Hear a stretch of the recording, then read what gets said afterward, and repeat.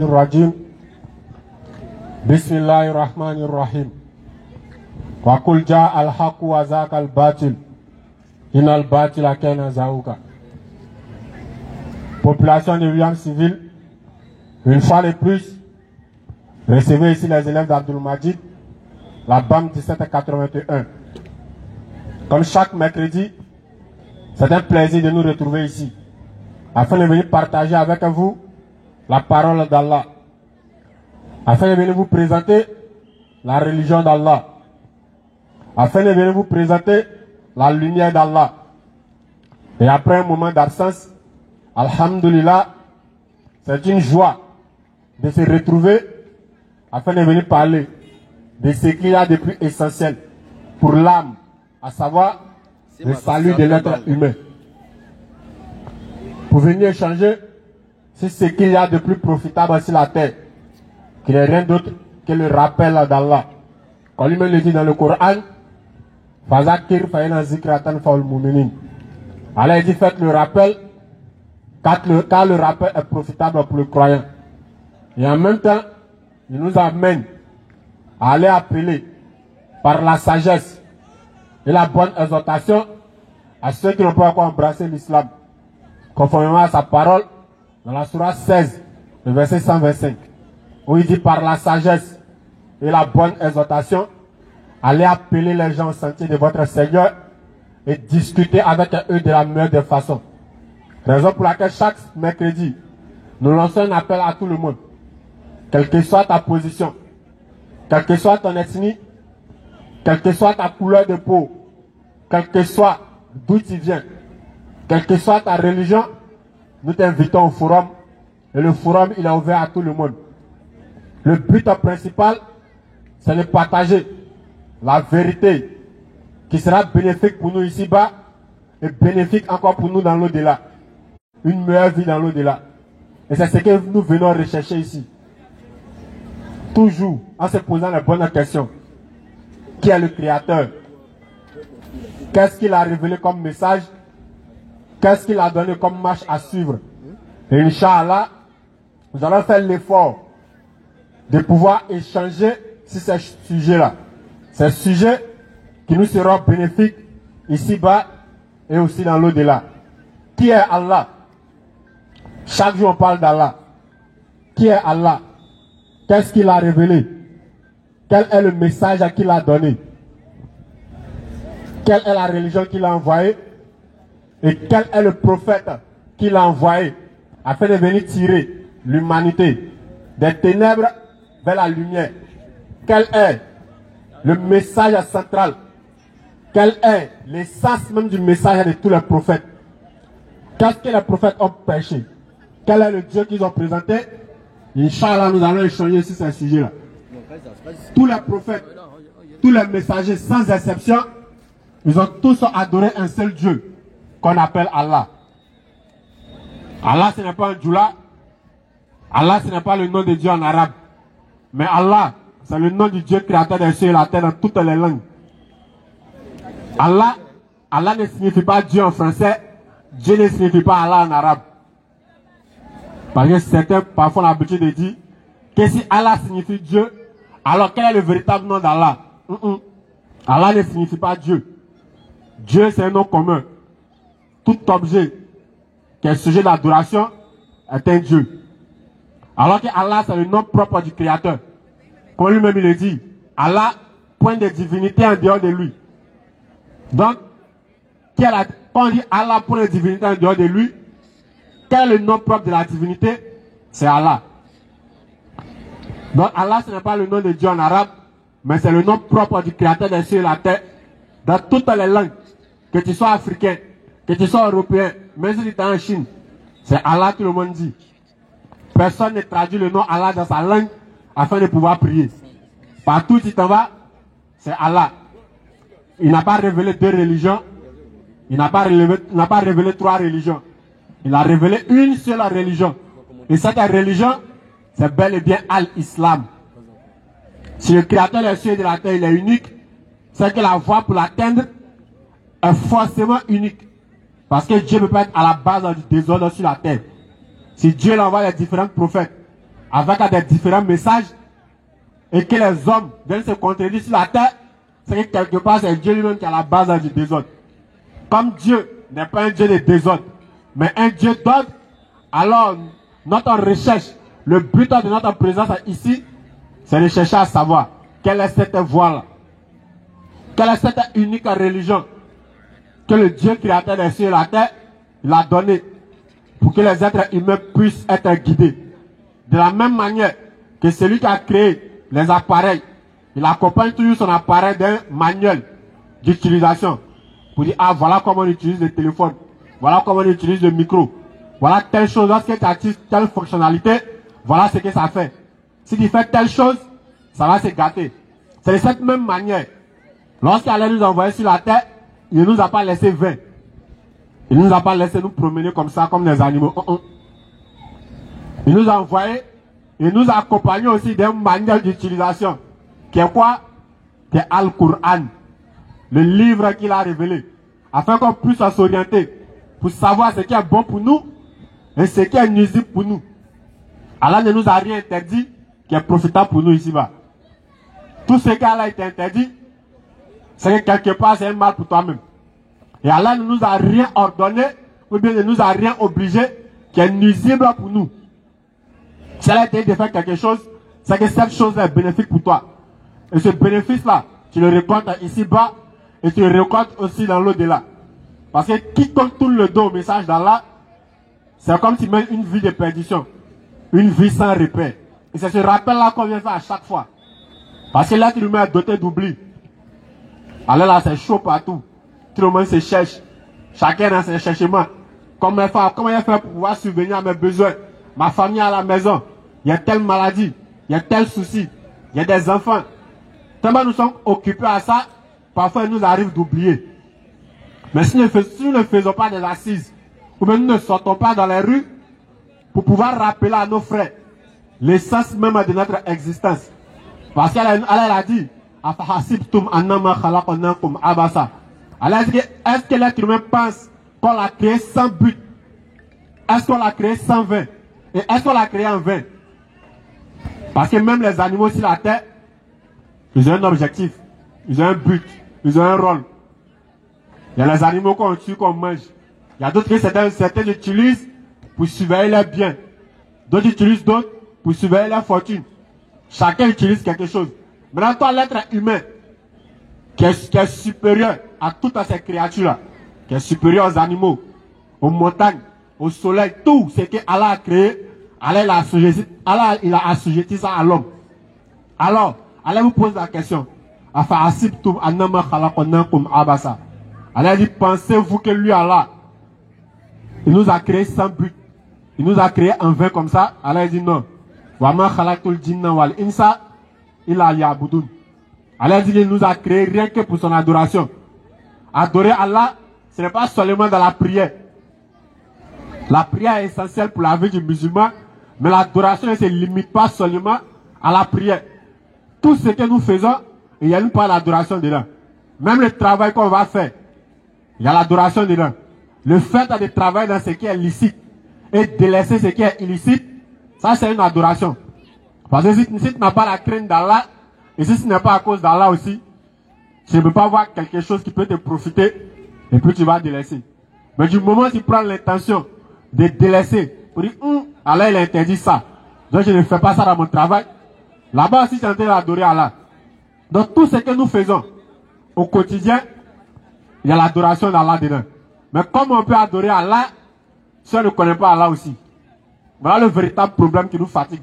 Raison pour laquelle à chaque fois, lorsqu'on vient, on fait un effort d'abord de présenter Allah aux gens, de parler d'Allah, de parler de son messager, de parler de l'islam, pour que ceux qui ne connaissent pas l'islam, pour que ceux qui entendent des choses aussi l'islam, mais qui n'ont pas les preuves, pour qu'ils puissent entendre et être éclairés. Parce que beaucoup de choses se disent ainsi l'islam. Mais si les musulmans ne sortent pas dans les rues, afin de venir dire aux gens que ce qu'on vous a dit sur l'islam, ce n'est pas ça l'islam. Mais voilà ce que le Coran dit, voilà ce que Allah dit, voilà ce que son messager dit.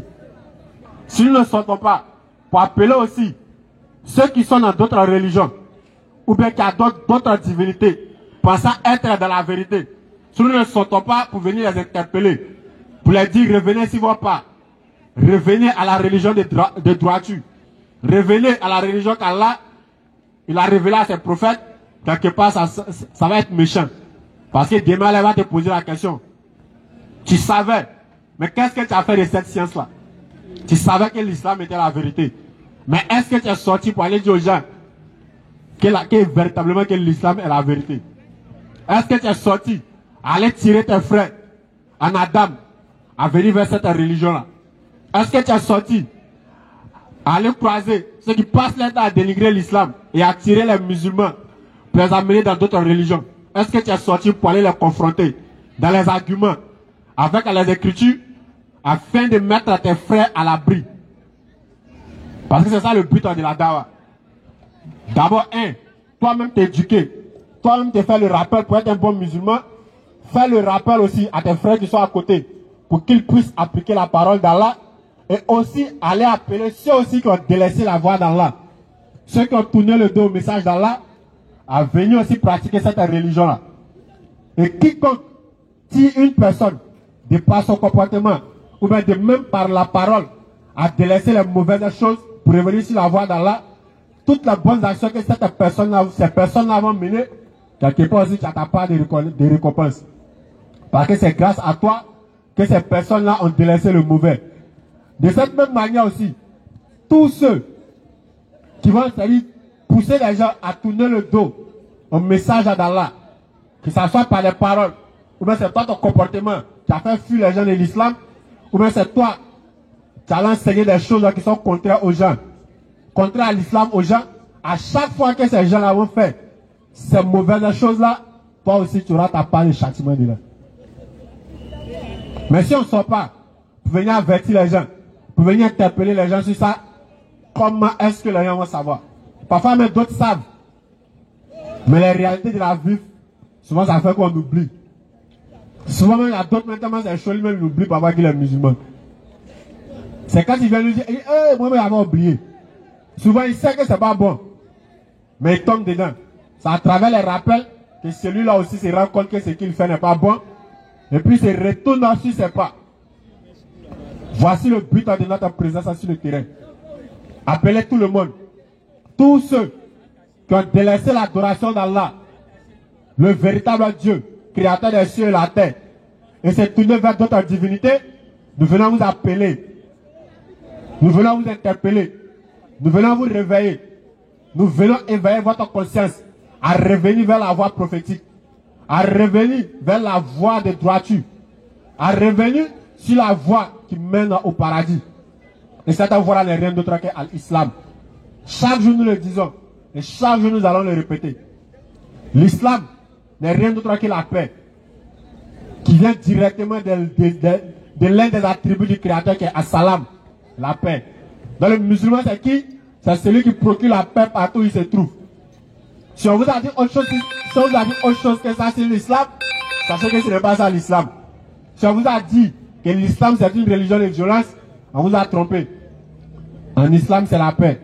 Si on vous a dit qu'en islam, on fait tout ce qui est méchant, sauf ce qui est bon, dites-leur que non. En islam, on fait tout ce qui est bon, sauf ce qui est méchant. Si on vous a dit que le prophète alayhi salatu wa salam est un faux prophète, n'est pas un véritable messager, nous sortons ce soir afin de venir vous interpeller. Muhammad alayhi salatu wa salam, Allah il a parlé de lui dans le Coran. Dans la sourate 25 et sourate 21, le verset 25. Il dit il a envoyé le prophète, il dit il a envoyé le prophète en tant qu'une miséricorde pour l'univers. C'est que ce n'est pas seulement pour les êtres humains, mais toutes les créatures qui existent sur la terre, elle a dit que toutes ces créatures-là bénéficient de la miséricorde d'Allah. Raison pour laquelle, malgré toutes les débauches, malgré tout ce qui se passe comme vilaine chose actuellement, Allah devait sa miséricorde sur nous. Parce que lorsqu'on lit l'histoire des peuples passés, toutes les bêtises qu'ils faisaient, et puis Dieu les a châtiés directement à cause de ça, on retrouve toutes ces bêtises-là de nos jours. Mais pourquoi Allah nous a pas encore anéantis? Tout ça fait partie de la miséricorde. Parce que la communauté du messager qu'il a envoyé comme miséricorde pour l'univers est encore sur la terre. La miséricorde d'Allah est tellement immense que quel que soit le péché que tu commets, Allah il est prêt à t'accueillir. Par exemple, pour laquelle encore il nous dit,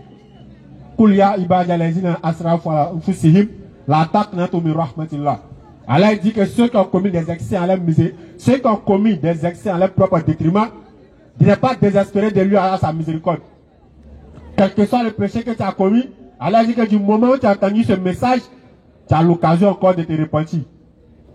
Tu as l'occasion encore de revenir vers lui. Tu as adoré des rivières, du moment où tu viens d'entendre qu'il existe un créateur des cieux et la terre, qui s'appelle Allah, qui est le véritable créateur des cieux et la terre, Allah dit que tu as encore le temps de te repentir et de revenir vers lui, Allah. Allah dit, du moment où tu as entendu que l'unique messager que lui il a envoyé à l'univers, c'est-à-dire à l'univers, tout ce qui existe de visible comme invisible. Allah dit que du moment où tu as entendu que le messager qu'Allah il a envoyé comme miséricorde à ceux-là, il s'appelle Muhammad alayhi salatu wa salam. Si tu suivais d'autres messagers, à la personne des faux prophètes, des Jésus baoulés, des Kakou Philippe ou quoi, Allah dit que tu as encore l'occasion de revenir vers le prophète Muhammad sallallahu alayhi wa sallam. Parce que c'est l'unique prophète qui a été envoyé à toute l'humanité. Que tu sois Djoula, que tu sois Bété, que tu sois baoulé, même si tu es chinois, quelle que soit ta race et ton ethnie, Allah dit que le prophète qu'il a envoyé pour toi, il s'appelle Muhammad alayhi salatu wa salam. Tous les prophètes ont été envoyés à un peuple respectif. Moïse, pour les enfants d'Israël. Jean-Baptiste, pour les enfants d'Israël. Jésus-Christ, pour les enfants d'Israël. Comme lui le dit dans la Bible, je n'ai été envoyé qu'aux brebis perdues de la maison d'Israël. Et Allah le confirme dans le Coran. Il sera un messager pour les enfants d'Israël. Donc la mission de Jésus-Christ, c'est limite seulement aux enfants d'Israël. Donc depuis ce moment, tous ceux qui ne font pas partie des enfants d'Israël et qui se sentent concernés par ce message, sachez que vous êtes en train de vous mener tout droit vers la perdition. Et même les enfants d'Israël qui existent actuellement, leur prophète c'est Muhammad alayhi salatu wa salam. Parce que tous les prophètes et messagers ont prêché le même message. Quand un messager vient, lorsque lui son ministère finit, lui il quitte là, il y a un autre prophète qui vient, ou un autre messager qui vient. Et tous, ils sont tous aussi la même branche. Le même message central, qui n'est rien d'autre que la ilaha illallah. Tous les prophètes ont prêché un seul message. C'est la ilaha illallah. Aucun prophète ne s'est autoproclamé Dieu en disant que je suis Dieu, ou bien je suis l'égal de Dieu, ou bien je suis Dieu fait forme humaine, ou bien je suis le corps du Christ, ou bien le corps de Dieu. Et tous ont prêché un seul message. Un Dieu invisible que personne ne peut voir. Un Dieu qu'on ne tue pas et un Dieu qu'on ne saisit pas. Un Dieu qui ne meurt pas. Un Dieu qui n'est pas soumis à la création, mais qui est à la base de toute création. Et ce Dieu, il s'appelle Allah. Nous le disons avec des preuves à l'appui. Bible, Coran sur table ou autre livre que quiconque détient, croyant avoir la vérité dans ce livre, nous sommes intéressés par ce livre. Parce que nous sommes ici en quête de connaissance, en quête de salut, en quête de guider, en quête de lumière. Donc si tu as un comme message, que tu penses que ce message-là est bénéfique pour l'humanité, si tu penses que ce message-là peut nous tirer des ténèbres à la lumière, si tu penses que tu détiens la véritable vérité, le forum il est ouvert de t'invitant à venir partager cette vérité-là avec nous. Nous aussi, on va partager notre vérité avec vous et en comparant la vérité ou en confrontant la vérité, la véritable vérité va surgir de là. Et comme ça, ça sera bénéfique pour nous et ça sera bénéfique pour vous aussi. Mais si vous restez de loin et vous écoutez et vous partez à la maison avec votre vérité, quelque part c'est être méchant. Parce que lorsque tu dis de tenir la vérité, ce qui serait gentil, c'est de partager cette vérité-là avec les autres. Pourquoi tant je dois vouloir retourner au paradis puis dans les uns les autres? Alors que nous sommes tous des frères en Adam. Nous avons tous un seul père qui est Adam et une seule mère qui est Hawa. Alors, si tu as une quelconque vérité, nous étant tes frères, nous sommes intéressés passer ta vérité là. Donc ne passe pas avec ta vérité. Rentre dans le forum et tu vas partager cette vérité là avec nous. Sur ce, assalamu alaikum wa rahmatullahi wa barakatuh.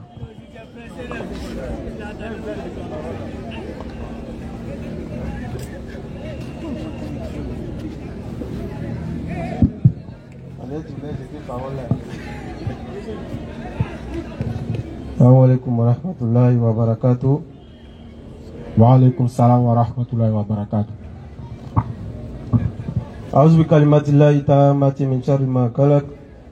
بسم الله الذي لا يضر مع اسمه شيء في الأرض ولا في السماء وهو السميع العليم. سبحانك لا علم لنا إلا ما علمتنا إنك أنت العليم الحكيم. ربي اشرح لي صدري ويسر لي أمري واحلل عقدة من لساني يفقهوا قولي. Assalamu alaikum wa rahmatullahi wa barakatuh. Wa alaikum salam wa rahmatullahi wa barakatuh.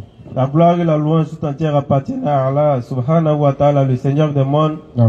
Celui qui a bien voulu faire de nous des êtres vivants jusqu'à cet instant précis. Et qui en plus de toute cette grâce-là, d'avoir fait de nous des vivants et nous a maintenus dans une autre grâce, qui est la grâce la plus immense qu'un être humain puisse imaginer vivre sur terre. Et cette grâce-là n'est rien d'autre que le fait d'être parmi les personnes qui croient en Allah. Parce que croire en Allah, c'est en réalité reconnaître que tu as été créé pour un but précis. Allah dit dans le Coran, dans la sourate 23, verset 115, Afahasibtum annama khalaqnakum abathan wa annakum ilayna la turja'un. Il dit, pensez-vous que nous vous avons créé sans but et que vers Allah ne sera pas fait le retour? En réalité, si vous voyez qu'Allah il a demandé à l'être humain dans cette question rhétorique dans le Coran, à savoir si vous pensiez que vous aviez été créés sans but, c'est parce qu'il y a des gens sur la terre ici qui croient qu'ils ont été créés sans but. Non. Il y a des gens qui ignorent le but, la raison pour laquelle ils sont sur la terre. Non. Et ça c'est étonnant. Parce que l'être humain cherche toujours quelque chose à quoi s'accrocher pour croire. C'est pourquoi vous verrez des gens qui croient en des poissons. Et lorsqu'ils ont des projets à réaliser, ils vont au village, il y a une mare d'eau quelque part où ils doivent nourrir des poissons. Si la nourriture qu'ils ont jeté, les poissons ont mangé, ça veut dire que le projet est favorable. Mais jamais on ne va entendre que les poissons n'ont pas mangé. Parce qu'ils ont faim. S'ils n'ont pas mangé, ça que ce jour-là, beaucoup de personnes sont déjà passées avant eux.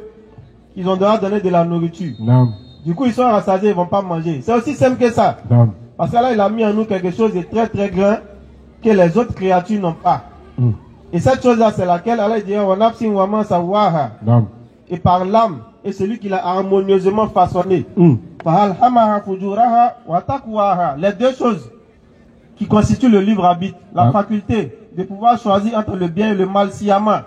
L'être humain, lorsqu'il fait le bien, c'est parce qu'il a choisi de faire le bien. S'il fait le mal aussi, c'est parce qu'il a choisi de faire le mal. Il n'y aura aucune contrainte mentale pour lui. Tout ce qu'il aura décidé viendra de lui-même, son intelligence. De l'intelligence qu'Allah lui a donnée depuis le ventre de sa mère, qu'Allah il a appelé Al-Afa'ida, le raisonnement. Après t'avoir donné lui les yeux, Allah t'a donné la faculté de pouvoir discerner de ce que tu verras et de pouvoir traduire ce que tu vas entendre, de sorte d'en faire des idées, de sorte d'en faire des actions que tu vas commettre. Donc nul, aucune personne sur la terre ne sera vis-à-vis d'Allah et dira que je n'ai pas voulu faire ça mais je l'ai fait. Parce qu'Allah va dire dans le Coran, Al-Yawma nakhtimu ala afwahihim.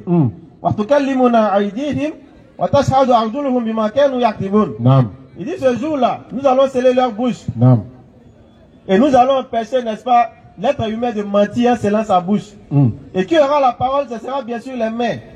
Les mains vont témoigner. Pourquoi la bouche n'aura pas la parole ce jour-là? Parce que tu as déjà eu l'occasion de faire tout ce que tu devais faire avec ta bouche. Ton cerveau n'est-ce pas, a traduit. Ton cerveau a harmonisé. Ton cerveau a commandé et les actes ont été faits par ces mains-là. Les mains ont été victimes tout comme ton corps lui-même. Comment tu l'as utilisé. Et c'est pourquoi, en pleine semaine, mercredi, nous nous détachons de nos différentes activités, comme vous aussi. Et nous venons donner le droit d'Allah. Nous venons donner le droit de notre âme.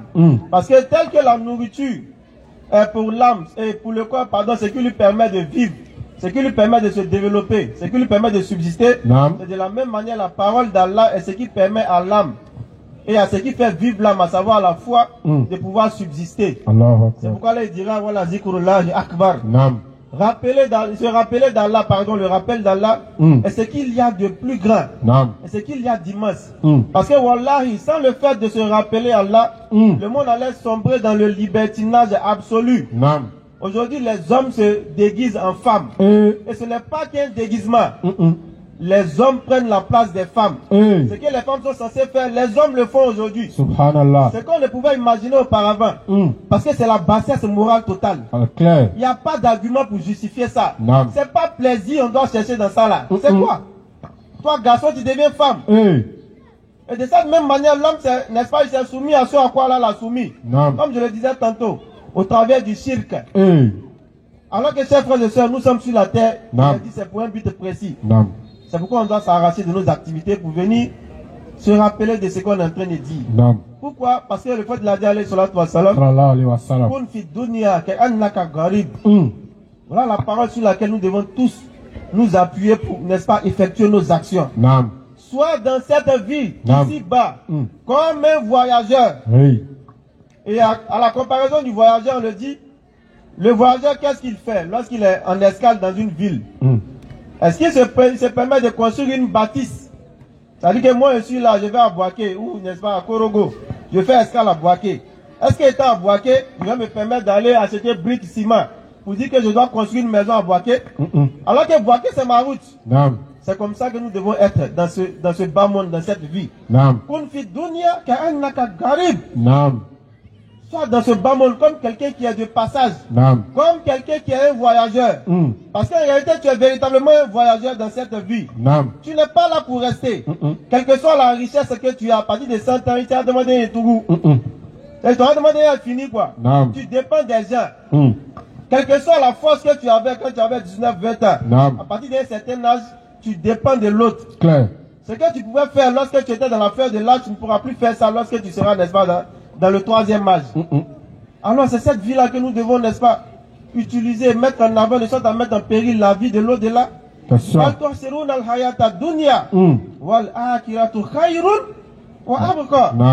réalité, cette vie-là, elle n'est qu'une jouissance éphémère. Cette vie-là est très très courte. Surah 30, le verset 54. C'est pourquoi nous devons faire tout pour utiliser cette vie-là comme une monture. Pour pouvoir atteindre l'au-delà. Bismillah. Allah. C'est lui qui vous a créé faible. Allah dit qu'il nous a créé faible. Mais cette faiblesse, ça se traduit par quoi? Par le fait que nous étions bébés. Nous n'avions la capacité de ne rien faire. Nous avons la capacité même de pouvoir nous nourrir nous-mêmes. Tant que la mère n'est pas venue te nourrir, tu ne pouvais rien faire de toi-même. Puis, il t'a créé faible. Ensuite, après la faiblesse, il vous donne la force. Allah te donne la force après cette faiblesse-là. Puis, après la force, il vous réduit à la faiblesse. Allah te réduit encore plus à la faiblesse de cette force-là. Et ça traduit les trois différents âges.